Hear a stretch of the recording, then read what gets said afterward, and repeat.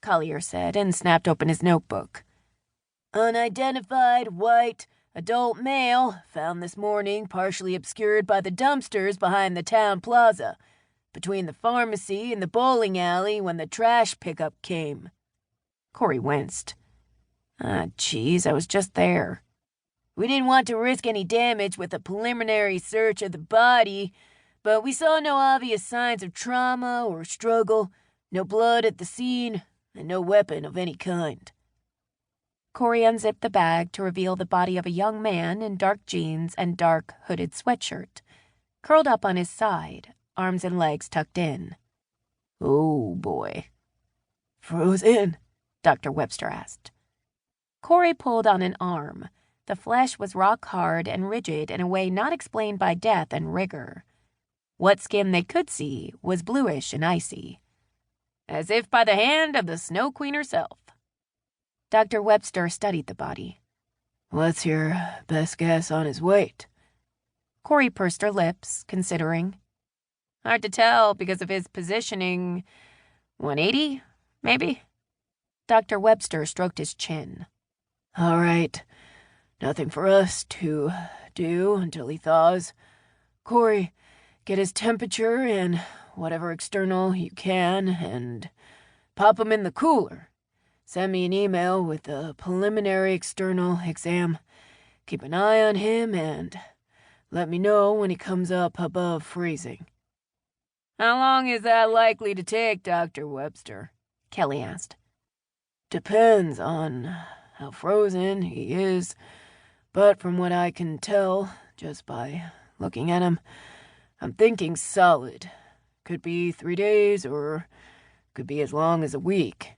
If his identity or your investigation turns up something urgent, I can put in a request for CT or X-ray.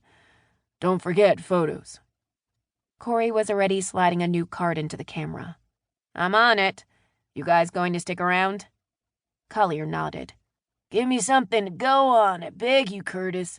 We're checking through missing persons and we're requesting security footage for all the shops at the town plaza since the last dumpster pickup. But it would help if we could narrow the time frame or get an ID. Corey hooked the stool out from under the autopsy table and stood over the body to start on her pictures.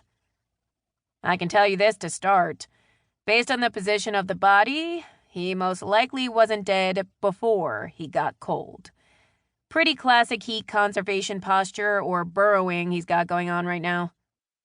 Getting his clothes off was challenging, and the stainless steel shears crunched through the frosty fabric. With the body so contorted, she had to make multiple cuts and take the clothes off in sections, dropping them into an evidence bag Kelly held out for her, while Collier jotted notes about the size and description of every item. Check this out.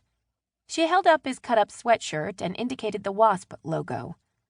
Looks like he was a Jackson City black jacket at some point. Collier nodded.